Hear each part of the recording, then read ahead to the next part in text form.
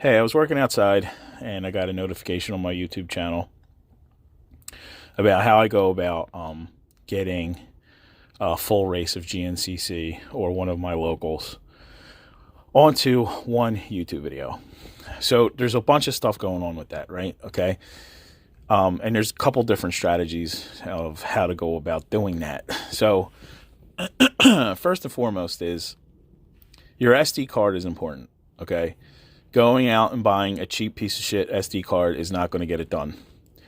You need a SD card that has a high, what's called write speed. So when you go to Best Buy or you go on Amazon, actually, I'm going to stop right there. Don't buy an SD card off Amazon. Go to a big box store or a Walmart. Best Buy, I see, has usually the best deals. And the best part about Best Buy is Best Buy will meet the price of what's on Amazon. The problem with Amazon is you order an SD card, you never know what you're getting because the Chinese clone the SanDisk SD cards. So you want to get the biggest SD card that your GoPro will allow you to write to with the fastest write speed. So if you have the opportunity to get a 64 gig SD card with a high write speed, you're going to be in good shape. So make sure you buy the highest, the most expensive SD card you can with the highest write speed. Some GoPros will freak the fuck out when you use really high gig SD cards. I don't know why. I've lost races that way. Like John Penton from a couple years ago, I lost the whole race. And then earlier this year, I lost actually 2 races because of editing. I couldn't decrypt the files that were on there, and I actually had to use forensic tools in order to do it. So anyway, I'm going to go over each one of these cameras, okay? This is the oldest camera that they make, and it only records at 720p, but this will actually get a whole race on it with an extended battery. And they make the Hero 2 and I think the Hero 3, they make a case that will allow you to have an extended battery. So that's the Hero 2. I know no one uses this, but I do see dudes like with Hero 3s and Hero 4s out there because they work. So let's talk about that real fast, okay? So the Hero 2, 3, 4, and 5, there's nothing wrong with them. If you can get 1080p, it's a good camera. So this one's obsolete, obviously. So I'm not really going to talk about that. Plus, it uses the larger size SD card. The ones with the micro SD cards work just great. So the one after this that I like is the Session, the regular old Session. This Session will give you super view, which I think is really important because it shows your hands. I like the videos where I can see the guy like braking. You know what I mean? Like you can see what's going on with his hands. You can kind of see everything that's going on with his quad. And I like the field of view for super view too. So it kind of gives you a good view of what the racer was kind of like going through. So with these, you can get 2 hours and 15 minutes of recording time with one of these. The way you do it is you put the resolution on 1440, I think 30. So the higher your FPS, which means frame per second, the more the camera is going to be doing work because the FPS is actually the shutter speed. And that's how much light it's going to allow in. So the trade-off is that if you have a low FPS, like 24, 30, you are not going to be able to slow down the video in case someone crashes in front of you or anything like that. The other thing too is that the GoPro is not going to give you as good of a picture because the 24 FPS, the way that the shutter works, is it's going to have to account for the amount of light that it lets in because the shutter is only moving so fast. It's like blinking your eyes.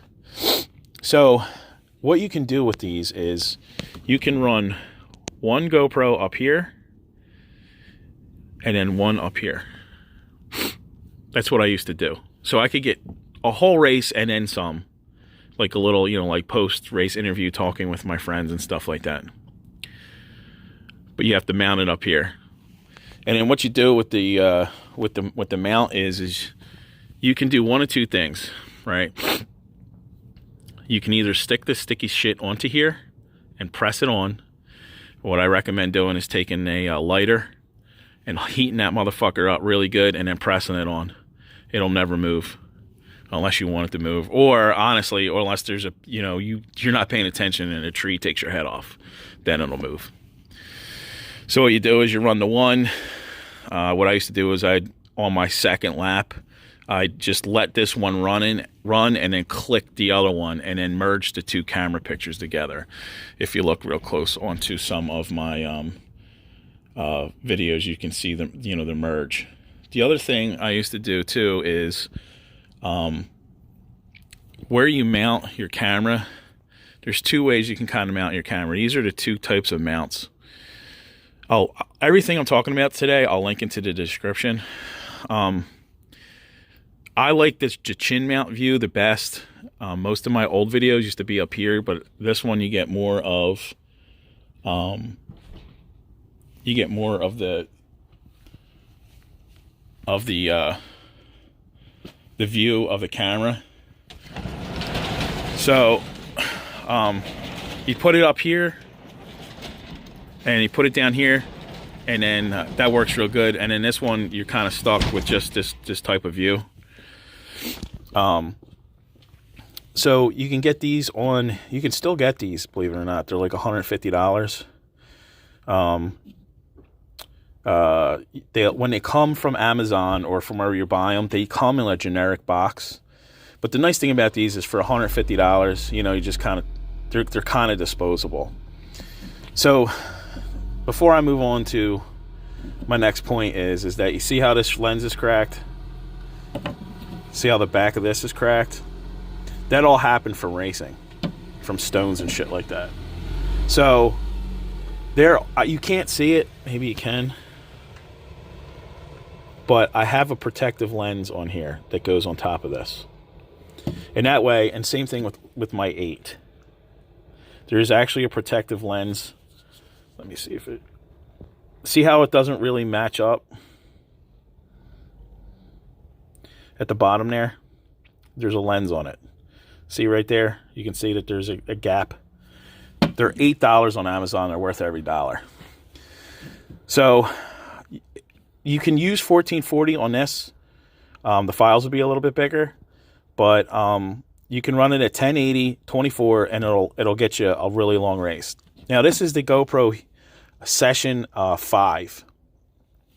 With this one, you can actually, if you look it up on Amazon, you can run an external battery. This will last you quite a long time, and it gives you a case that kind of like encompasses the whole GoPro plus the battery, and that'll get you almost 4 hours. Again, you want your settings at 1080p 24 or 1440 30. That'll get you an entire race. This is the Session, this is the Hero 5. So the Hero 5, Hero 6, Hero 7, I don't see enough of a difference in them with video quality. This one I think is the sweet spot with the 5. I like the audio quality you get out of it. The speakers down here at the bottom, it's not as good as the 8. The 8 has really good speaker quality. Like you can hear almost everything with that. But the nice part about this one is that what you do is you run an external battery, and then you buy this on Amazon. It's a special little wire, USBC, that's made specifically for the GoPro Hero 5. And then it fits right in here, right? And then that, the Hero 5, 6, 7, all of these take a case. The 8's the first one where it's got these little ears on it where it doesn't need a case. But what it does is when you plug it into the case, there's a little arm that comes down and holds this in. And then it allows you to run an external battery. So what I do is I take this, and I have a Liat. I I was drying out my stuff.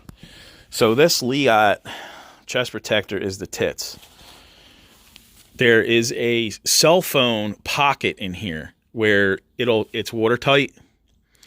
And then I put the battery in there, and then I run the wire up to my camera. Now, I've seen some fucking retards put the battery up here in their face. I don't know if they just like licking the battery because they think it's lead paint, or, you know, they like a big black cylindrical thing in their face. I don't know. I don't judge. But that's the wrong way to do it. These get hot, and these are lithium ion. Lithium ion and not lithium ion, it's the other one. It's nickel metal hydride. I forget which one, but one of them hits oxygen. If it gets pierced, it explodes. So you don't want that shit near your face. If at least it's in your backpack, you got water in there and shit like that, you can sling it off your back, keep on trucking. But with a battery up here, it's going to blow up in your fucking face, and then you're going to be in a world of hurt. I mean, you're probably already ugly anyway because you're putting a battery up there, but, you know, whatever. So you want to run, and then what I do is I run a Liat helmet, and then I run the wire through this hydration thing, and then I use these little, I use some duct tape to keep it secure in the backpack, so it'll stick to my helmet as I turn my head, but it's not going to get you know, stuck on anything. The last thing is with the Hero 8 just came out, right? So I'm telling you flat out, point blank, this camera is amazing. But the problem with it is that the battery life fucking blows. It's awful. I've never seen footage better. And in fact, the footage is so good, and the way they have the bit rate, you can set up the bit rate on this, that YouTube has a problem processing it the right way. So this new battery door came out the other day, the Ulanzi G87. I don't know what the fuck any of that means, but what I do know is that this has a hole at the bottom of it where you can run a USB-C into your external battery. The only problem with this is it doesn't make it, you know, watertight. So if you've ever seen any of my videos, my fucking dumbass falls into all kinds of shit, blows through puddles and all kinds of other stuff. So what I recommend is when you get a USB-C cord that you know works and that you don't mind sacrificing, and then you can epoxy, take the door off, don't epoxy it while it's on it. You know, every one of my videos takes a little bit of common sense. And then I'm like, I answer these questions online like, dude, I mean, stop stealing oxygen. I feel like some of the people who comment on my page need to apologize to trees for fucking stealing oxygen. Anyway, so what you do is you run the USB-C cord through here at where you like it. You put a little bit of epoxy on there, JBL weld, whatever the fuck you want to put on there, and then let it set, and then do the other side, let it set, and then you'll have something nice right there. You can take a Dremel and then trim it to where you need it. So this thing's fucking awesome. I don't know if it's worth the money. I got it for Christmas. My old lady got it for me. It was phenomenal. So all of these will work, man. You don't need to go. I mean, I wouldn't recommend this, but it will still work. But all of these will work. Every single one of these. Oh, the other thing too. Image stabilization looks really. I mean, I like it, but it does steal battery life. So I can only get one of these to last about an hour and 45 minutes with 1080p 60 image stabilization on super view. So I got some races before the first GNCC. I'm gonna kind of practice with them and see like what kind of image quality I can get out of 1080p 24 with image stabilization still on, and then see how long I get the battery to last. So I hope this video was helpful. If you have any questions, I'll answer them for you. But most of this stuff is self-explanatory. This is a great camera. I don't know why they fucking stopped making it. It's never failed me. It's been great. So if you need to do this on the budget, you can get two of these for about $300, or I see people selling these things for $60 on Letgo and shit. You can get a couple of these, put 2 of them on, or like if you have your family with you and you pit stop, put a couple of them on. You know, have your old ladies, you know, throw it to you. It takes about 2 seconds to swap it in and out. The image quality is great. They don't heat up, you know, as far as I can tell. The beeps are real loud, so you can tell when they stop recording and stuff like that. But you can get away with any of these and get you know, if you do it the right way, you can get over 2 hours, 3 hours worth of footage on them. So again, if you have any questions, whatever, let me know. I hope this helps you.